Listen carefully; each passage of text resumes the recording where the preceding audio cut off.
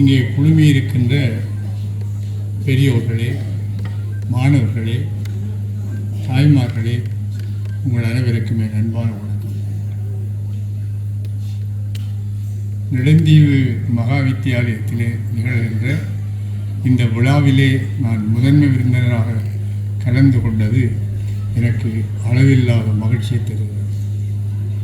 அதற்கு முக்கியமாக 2 காரணம். ஒன்று, நான் வடமராட்சியை சேர்ந்தவன். வெள்ளைப்பாலத்துக்கு அங்காலே பிறந்து பண்ணைப்பாலத்துக்கு இங்காலே நெடுந்தீவிலே பொன்னெடுத்தோம். எனவே நான் நெடுந்தீவுக்கு வந்ததில் நான் மிக மகிழ்ச்சி அடைகிறேன். 2வது, இந்த நவரத்னசிங்கம் அரங்கிலே இருப்பது இன்னொரு வகையிலே மகிழ்ச்சி தருகிறது. நவரத்னசிங்கம் என்னுடைய உறவு. எனவே இந்த நெடுந்தீவு மண்ணினுடைய மகிமையை ஏறத்தாழ 49 வருடமாக நான் அனுபவித்து வருகிறேன். என் அன்புக்குரிய மனைவி பிறந்து வளர்ந்து குஞ்சாகி பிஞ்சாகி வளர்ந்த இந்த மண்ணிலே நான் வந்து நிற்கிறேன் என்பதை நினைக்கின்ற பொழுது என் நெஞ்சமெல்லாம் வருகிறது. நெஞ்சமெல்லாம் நெடுந்தீவிலே மிகப்பெரிய ஒரு கல்வி பாரம்பரியம், அதே போல கலை பாரம்பரியமும். இங்கே இந்த நிகழ்ச்சிகளை பார்த்து கொண்டிருக்கின்ற பொழுது நான் உண்மையிலே என்னை மறந்த நிலையிலே இருந்தேன். ஒவ்வொரு நிகழ்ச்சியை பற்றியும் சுருக்கமாக சொல்லிவிடுவேன். என் அன்புக்குரிய மாணவன் சிவஞானசீலன் அவர்கள் நீண்ட நேரம் பேச அனுமதிக்க மாட்டார் என்பது எனக்கு தெரியும்.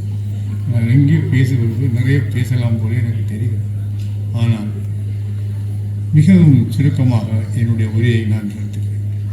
நெடுந்தீவு மண்ணிலே தோன்றிய மிகப்பெரிய கல்விமான்கள், அவர்களிலே ஒருவர் வணக்கத்துக்குரிய தனிநாயகம் அவர்கள். அவரோடு உடனிருந்து பழகி ஒன்றாக உணவருந்தி நான் வாழ்ந்திருக்கிறேன். அதே போல வித்துவான் அடைக்கலமுத்து அவருடைய மகன் வணக்கத்துக்குரிய சந்திரகாந்தன் அடிகளை கனடாவிலே நான் சென்ற வருடமும் அவரோடு பழகி வந்தேன். மிகப்பெரிய புலமையாளர்கள், தமிழிலும் ஆங்கிலத்திலும் பல பேரை சொல்லலாம். நிறைய பேர் எனக்கு நினைவில் இருக்கிறார்கள். எல்லோரையும் தந்த இந்த மண் ஒரு புனிதமான. என்னுடைய தாயார் எனக்கு சொன்னார், எனக்கு இன்னொரு மகன் இருந்திருந்தால் நான் நிச்சயமாக நெடுந்தீவிலே தான் திருமணம் செய்து கொடுத்திருப்பேன். அந்த அளவுக்கு நெடுந்தீவு மக்களினுடைய பண்பாடு, கலாச்சாரம் மிகவும் சிறப்பாக இருக்கிறது. இந்த பண்பாட்டு விழா என்ற பேருக்கு ஏற்ற வகையிலே இந்த விழா அமைந்திருக்கிறது. நான் இங்கே வந்து வருகின்ற பொழுது இந்த காட்சிகளை பார்த்தேன். மாட்டு வண்டியிலிருந்து கலப்பை, வட்டை, பாட்டுக்கல், அம்மி, குளவி, வலை, பறி இவற்றை பார்க்கின்ற பொழுது நான் ஏறத்தாழ ஒரு 60 வருஷத்துக்கு பின்னுக்கு போய்விட்டேன். என்னுடைய கண்ணாலே கண்டு நான் அனுபவித்து நான் பார்த்த பொருட்கள் இங்கே காட்சிக்கு வச்சிருக்கிறோம். நாங்கள் அவற்றை இருந்து துளைத்து விட்டோம். நாங்கள் எங்கள் பண்பாட்டின் பாரம்பரியங்களை இழந்து. நெடுந்தீவுக்குள்ள ஒரு சிறப்பு, இது கொஞ்சம் கடலுக்கு அப்பாலே இருப்பதனால் தன்னுடைய பண்பாட்டு அம்சங்கள் பலவற்றை அது இழக்கவில்லை.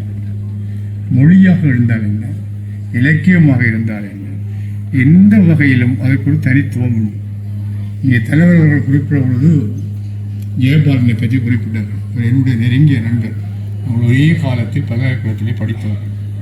வானாயன் நாசானா ஜெயபாலன் போன மாதமும் என்னோடு பேசினார். அவர் மிகச்சிறந்த ஒரு இலங்கையின் மிகச்சிறந்த கவிஞர்களில் ஒருவர். அதோடு மிகச்சிறந்த சினிமா நடிகராகவும் இருக்கிறார். பல்வேறு படங்கள் நடித்தார். எனவே இந்த நெடுந்தீவு மண் ஒரு செழுமையான மண், புலமைத்துவம் வாய்ந்த மண். நான் நிச்சயமாக சொல்ல வேண்டும், இங்கே அறிவிப்பாளராக பணியாற்றுகின்றவற்றை அறிவிப்பு முறைமை, அறிவிப்பு விதம், அந்த முறைமை மிகவும் சிறப்பாக இருந்தது.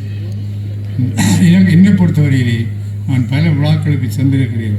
இப்படி ஒரு அறிவிப்பு முறைமையிலே ஒரு அற்புதமான ஒரு கவிதை நடையிலே அவர் கூறுகின்ற ஒவ்வொரு விடயமும் மிக சிறப்பாக இருந்தது.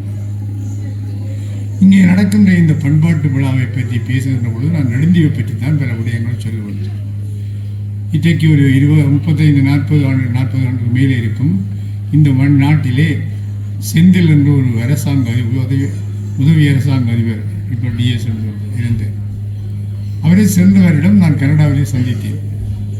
அவர் தலைமையில் கொஞ்சம் போட்டு வாழ்வாயில் போய் பிள்ளைகளெல்லாம் இருக்கும். அவர் சொன்னார், அவர் எங்கட காலத்திலே பல்கலைக்கழகத்தில் உதவி விரிவுரையாளராக இருந்து நிர்வாக பரீட்சையிலே தேறி வந்து நெடுந்தீவிலே தான் அவர் உதவி அரசாங்க அதிபராக இருந்தார். தான் வாழ்க்கையிலேயே சந்தோஷமாக இருந்த காலம் நெடுந்தீவிலே வாழ்ந்த காலம். இது கனடாவிலே எனக்கு வைத்து சொன்னேன்.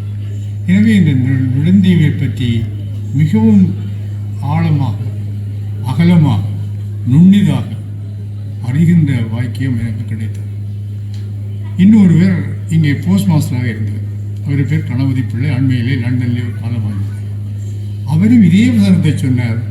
தான் மகிழ்ச்சியாக பணியாற்றிய ஒரு இடம் நெடுந்தீவு போஸ்ட் ஆஃபீஸ் தான். எனவே இந்த நெடுந்தீவுக்கு ஒரு சிறப்பு அம்சம் இருக்கிறது. இது காரணம், இங்கே சமயம் சாதி வேறுபாடுகள் இல்லை. எல்லாரும் ஒரு பொது நோக்கோடு. நான் நல்ல சைவன். ஆனால் பல்கலைக்கழகத்திலே கிறிஸ்தவனாகிய துறைக்கு 3 ஆண்டுகள் தலைவராக இருந்தோம். அப்பொழுதுதான் என்னுடைய நண்பர் சொன்னார், நீ நெடுந்தீவிலே திருமணம் செய்தபடியால் தான் நான் சைவனாக இருந்தும் கிறிஸ்தவனாகிய துறையை பேணி வளர்க்கிறாய் என்று சொன்னேன். எனவே இந்த மண்ணுக்குரிய மதிப்பும் மண்ணுக்குரிய மாண்பும் சமயம் சாராத பண்பு சார்ந்த பழக்க வழக்கங்களால் ஒன்றுபடுகின்ற ஒரு மிகப்பெரிய புண்ணிய பூமி இந்த நெடுந்தீவு. இதனாலே தான் நான் நெடுந்தீவுக்கு மீண்டும் ஒரு முறை வணக்கம் சொல்கிறேன். இந்த மண்ணிலே பிறந்து வளர்ந்தவர்கள் மிகப்பெரிய கல்விமார்களாக இருந்து ஏற்கனவே சொன்னேன். இங்கே நடந்த இந்த நிகழ்ச்சிகளை பற்றி நான் நிச்சயமாக சொல்லுவேன்.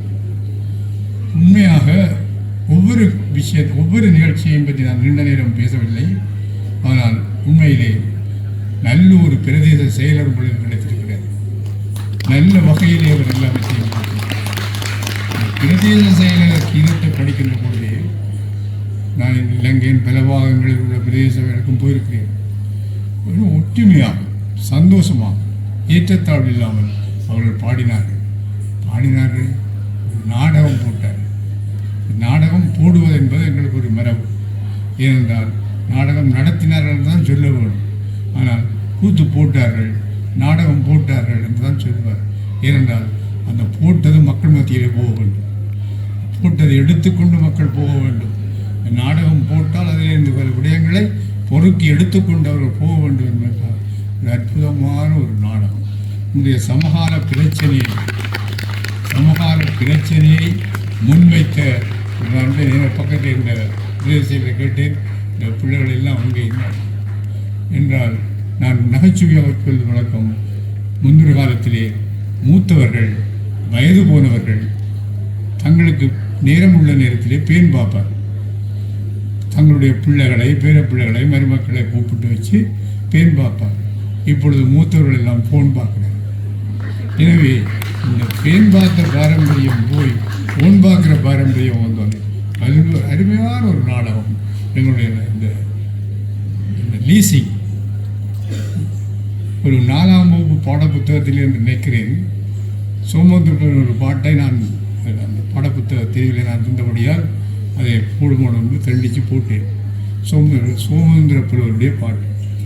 பருத்தித்துறை ஊராம், அவளக்கொடி பேராம், பாவேதனை ஒப்பாள், பாலெடுத்து விற்பாள், ஆங்கவர்க்கு ஒரு நாளில் அடைந்ததியர் கீழே பார்க்குடமும் சுமந்து பைய நடந்து சந்தைக்கு போகும்போது தான் நினைந்தாள் மாது, பாலையிருந்து விற்பேன், காசைப்பையில் வைப்பேன், முருகரப்பா வீட்டில் முட்டை விற்பாள் பாட்டி, கோழி முட்டை வாங்கி குஞ்சுக்கு வைப்பேனே, புள்ளிக்கோழி குஞ்சு பொறிக்கும் 2-5 குஞ்சுகள் வளர்ந்து கோழியாகவும் விரைந்து வெள்ளை முட்டை விடுமே, முட்டை விற்ற காசை முழுதும் எடுத்த ஆசை, வண்ணச்சீலை சட்டை, வாசனை செருப்பு, மாதுளம்பூ தொப்பி வாங்குவேன் விருப்பு, பூமணியும் பார்ப்பாள், பொன்மணியும் பார்ப்பாள், பொற்கொடியும் பார்ப்பாள், பாரும் பாரும் என்று அவளக்கொடி நின்று சற்று தலை நினைந்தாள், பார்க்குடமும் போச்சு, பாலுமெல்லாம் போச்சு, மிக்கதுயரோடு வீடு வந்தாள். இதுதான் இந்த லீசிங். என்னுடைய ஒரு நண்பர் சொன்னார், அந்த லீசிங்கிலே வாங்கி வீட்டை அந்த வாகனத்தை கொண்டு வர முடியாமல் முன்னுக்கு இருந்த முடுக்க மரம் எல்லாத்தையும் தரிச்சாயிரம். தரித்து கொண்டு வந்து முடுக்க மரத்தில் இதுவான பிரயோஜனத்தை இழந்து அதை கொண்டு வந்து 3 மாதத்தில் அவங்க வந்து பறித்து கொண்டு போட்டாங்களாம். இப்போ முடுக்க மரமும் போச்சு, வாகனமும் போச்சு. சரி சரி, ஏன் நான் இதை சொல்கிறார்? ஒரு சமகால பிரச்சனையை அற்புதமான ஒரு நாடகமாக அவர் எடுத்துக்காட்டு. அடுத்த நிகழ்ச்சி இந்த நடந்த சிறு பிள்ளைகளுடைய பாடம். இந்த வரவேற்பு நடனத்திலிருந்து இந்த அம்மன் நடனம், அது ஒரு வித்தியாசமான நடனம். அது பயிற்சிய ஆசிரியரை கட்டாயம் பாராட்டும். தமிழல்லாத ஒரு மொழியிலே உள்ள பாடலை அற்புதமாக அவர் விளங்கி அதை செய்தார்கள். கிராமிய பாடல், கிராமிய பாடல் அற்புதமாக எழுதப்பட்டிருந்தது. அது கிராமிய பாடலில் 2 வகை இருக்கு. ஒன்று கிராமத்தில் மக்கள் எழுப்பார்கள், விவசாயி வாடுறது, மீனவர்கள் வாடுறது, தொழிலாளர்கள் வாடுறது. இது அது 2ம் சேர்ந்திருக்கு. அதோடு சேர்ந்து நெடுந்தீவையும் வைத்துக்கொண்டு நெடுந்தீவு பண்பாட்டையும் கலாச்சாரத்தையும் ஒற்றுமையையும் சந்தோஷமாக அவர் பாடினார். எனவே இந்த நாடகங்கள் இங்கே முத்தா மாணிக்கமாக வரப்போயிருக்கிறது சிலப்பதிகார கதை, அது அந்த நாடகம் தெரியும். அடுத்தது நாட்டுக்கூத்து இருக்கிறது. 2ம் மிகச்சிறந்த. எனவே இந்த நெடுந்தீவு மண்ணுக்குரிய தனித்துவத்தையும் நெடுந்தீவு மண்ணுக்குரிய ஆளுமையையும் நிலைநாட்ட இங்கே உள்ள இளைஞர்களும் மாணவர்களும் கல்வியால் உயர வேண்டும். எப்பொழுதும் நான் அடிக்கடி சொல்வதும் அடிக்கடி நினைப்பதும் கிராமங்கள் தான் இந்த உலகத்திலே உயர்ந்தவை. கிராமங்களிலிருந்து தான் இந்த உலகத்துக்கு உயர்ந்தவர்கள் எல்லோரும் வந்தார்கள். தனிநாயகமடிகளார் ஒரு எழுதியும் இருக்கிறார்.